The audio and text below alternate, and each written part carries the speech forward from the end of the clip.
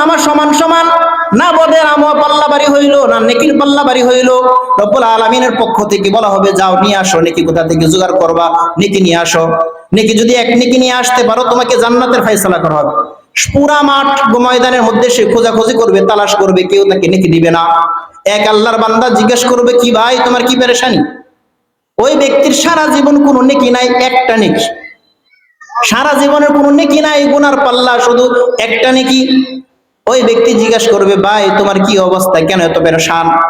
বলবে ভাই আজকে আমির পেরেশানি শেষ নাই, আমার নেকির পাল্লা বদের পাল্লা সমান হয়ে গিয়েছে, একটা নেকি শর্ট করছে। মার কাছে গেলাম, বাবার কাছে গেলাম, ভাইয়ের কাছে গেলাম, বোনের কাছে গেলাম, সন্তান সন্ততির কাছে গেলাম, প্রিয়তম স্ত্রীর কাছে গেলাম, কেউ এক নেকি দিতে রাজি হয় না।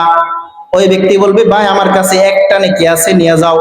আমার তো এক নেকি, সারা জীবনের গুনাহ, আমার এক নেকি আর সারা জীবনের গুনার সামনে কি হইতে পারে? তুমি এক কাজ করো, আমার এক নেকি নিয়ে যাও। ওই ব্যক্তি এক নেকি নিয়ে আল্লাহর দরবারে উপস্থিত হবে। রব্বুল আলামিন তাকে জান্নাতের ফয়সালা করে দিবেন, সন্তুষ্ট চিত্তে দৌড় দিবে জান্নাতের দিকে, ডাক দিবেন আসো। তোমাকে এক নেকি কে দিছে আর কোথা থেকে আনছো? ওই ব্যক্তি বলবে রব্বুল আলামিন মা বাবা ভাই বোন সন্তান সন্ততি প্রিয়তমা স্ত্রী সকলের কাছে গেলাম, বন্ধু বান্ধবের কাছে গেলাম, কেউ এক নেকি দিতে রাজি হয় নাই। কোন এক বান্দা তোমার হাসরের ময়দানে সে এক নেকি দিছে, বলবেন তাকে ডেকে নিয়ে আসো। আবার সে হাসরের ময়দানে যাবে, চক্কর লাগাবে, চক্কর লাগিয়ে ওই বান্দাকে খুঁজে বের করবে, ডেকে আনে। আল্লাহ রাব্বুল আলামিন বলবেন তুমি কেন এক নেকি তাকে দিলা? তার মা বাবা কেউ দিল না, তার মা বাবা কেউ দিল না, সন্তান সন্ততি আত্মীয় স্বজন বন্ধু বান্ধব প্রিয়তম স্ত্রী এক নেকি দিল না, তুমি কেন দিলা?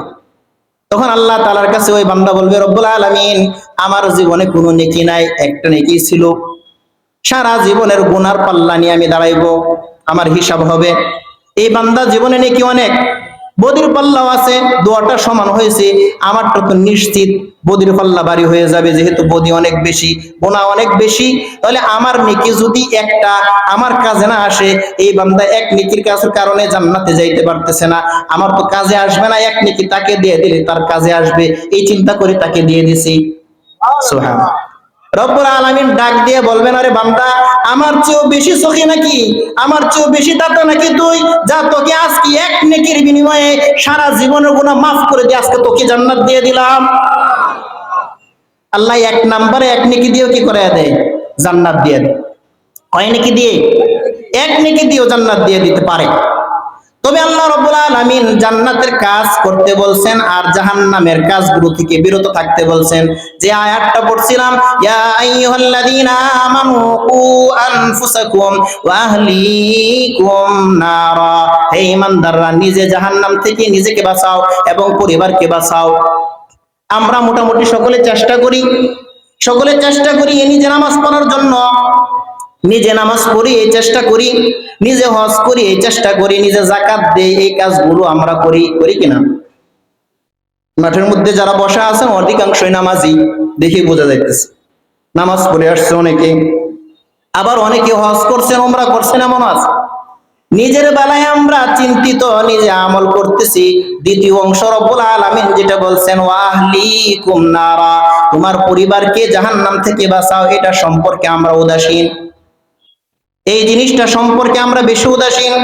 কাল কিয়ামতের ময়দানে শুধু বান্দা নিজের আমলের কারণে জাহান্নামে যাবে না, নিজের বউ, নিজের সন্তান, নিজের ছেলে মেয়ে খারাপ করছে, বাধা দিছেন, এই কারণেও জাহান্নামে যাবে কিনা? যাবে।